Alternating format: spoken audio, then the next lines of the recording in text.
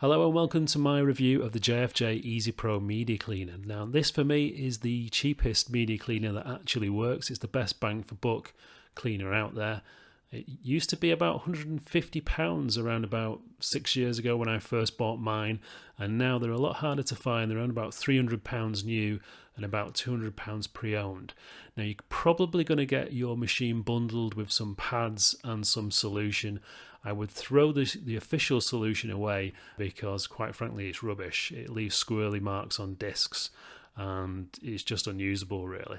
What I use with mine is Meguiar's Ultimate Compound, which is available in the UK from car accessory retailers like Halfords and also pretty widely sold on sites like Amazon. And it's also cheaper than the official solution and it just works.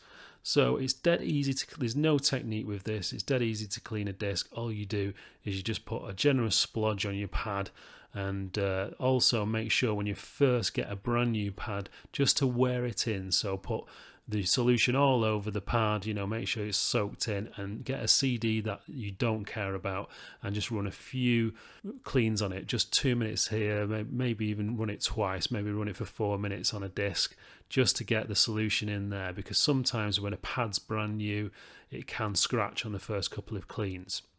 So once you've done that and you're actually going to try and repair a piece of media that you care about, just pop it in there and pop it on for usually, just see how it is on 2 minutes. 2 minutes will clean most discs fine, even with that are fairly scratched. If you've got particularly deep scratches, I will tend to run multiple cleans up to maybe 10 minutes.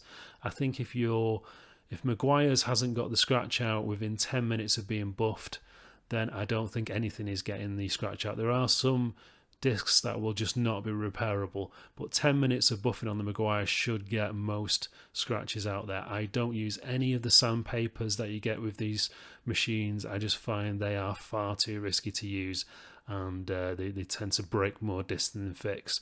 So I would rather just buff more with the Meguiar's than use the sandpaper. So as you can see in the video, it's a very simple process to clean a disc, and I think it's still the best bang for buck cleaner out there. So I would recommend it overall. I'd give it an 8 out of 10. Don't forget to like and subscribe. Okay.